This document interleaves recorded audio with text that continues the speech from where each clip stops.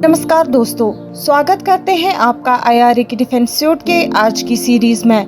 तो चलिए बात करते हैं यूएस और इंडिया 3.99 बिलियन डॉलर के MQ-9B ड्रोन डील्स के लिए एडवांस्ड डिस्कशंस में हैं। यूएस और इंडिया 3.99 बिलियन डॉलर के MQ-9B ड्रोन डील्स के लिए एक एडवांस्ड नेगोशिएशन स्टेज में है, जो जनरल एटॉमिक्स एरोनॉटिकल सिस्टम्स द्वारा डेवलप किया गया एक cutting edge unmanned aerial vehicle यानी UAV है। ये ड्रोन्स अपनी long endurance, high altitude capabilities और मल्टी मिशन वर्सटैलिटी के लिए मशहूर है, जो इंटेलिजेंस, सर्विलेंस, रिकॉनेसेंस और कॉम्बैट मिशंस के लिए एसेंशियल है।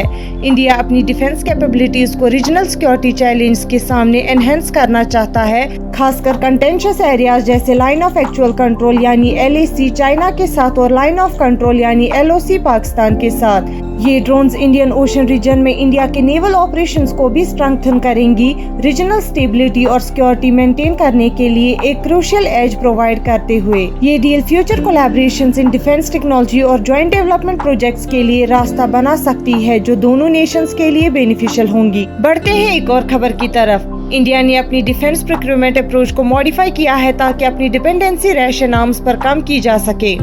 इंडिया अपनी डिफेंस प्रोक्योरमेंट स्ट्रेटजी को शिफ्ट कर रहा है ताकि रशियन आर्म्स पर अपनी डिपेंडेंसी कम कर सके। पिछले कई डिकेड्स में $60 बिलियन से ज्यादा के रशियन मिलिट्री इक्विपमेंट्स प्रोक्योर करने के बावजूद अब इंडिया अपनी डिफेंस एक्विजिशंस को डाइवर्सिफाई करने पर फोकस कर रहा है। ये decision geopolitical dynamics, evolving security challenge और अपनी मिलिट्री फोर्सेस को मॉडर्नाइज करने की इच्छा से आया है। इंडिया का वेस्टर्न कंट्रीज, खासकर यूनाइटेड स्टेट्स के साथ ग्रोइंग स्ट्रेटेजिक पार्टनरशिप ने डिफेंस कोऑपरेशन और टेक्नोलॉजी ट्रांसफर्स के नए एवेन्यूज खोल दिए हैं। मेक इन इंडिया इनिशिएटिव का एम है डोमेस्टिक डिफेंस मैन्युफैक्चरिंग को बूस्ट करना और फॉरेन सप्लायर्स पर रिलायंस को कम करना। India indigenous research and development में इन्वेस्ट कर रहा है ताकि cutting edge defence technologies develop की जा सके, जो उनकी स्पेसिफिक नीड्स को मीट करती है। कंट्री दूसरी कंट्रीज जैसे यूनाइटेड स्टेट्स, फ्रांस, इसराइल और यूनाइटेड किंगडम के साथ डिफेंस प्रोक्योरमेंट अपॉर्चुनिटीज को भी एक्सप्लोर कर रहा है। रिसेंट एक्विजिशंस जैसे फ्रांस से राफेल फाइटर जेट्स और रशिया से S-400 मिसाइल डिफेंस सिस्टम्स दिखाते हैं कि इंडिया अपनी डिफेंस इंपोर्टर्स को डाइवर्सिफाई करने के लिए एक बैलेंस्ड अप्रोच ले रहा है।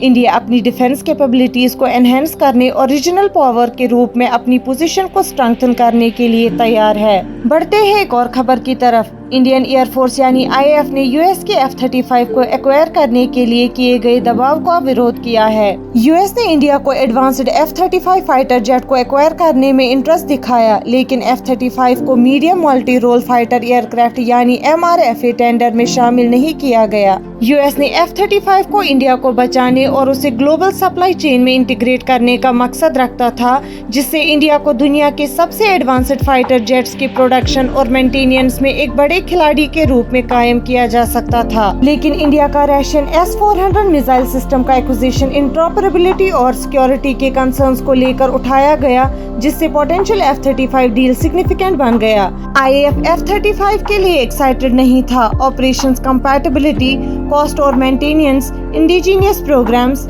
और MRFA टेंडर प्रायोरिटीज के कारण इंडिया के अपने इंडिजीनियस डिफेंस प्रोग्राम्स के लिए कमिटमेंट उसके self reliance in defence technology के लिए जरूरी है और लंबे समय तक स्ट्रेटेजिक गोल्स के साथ जुड़ा है।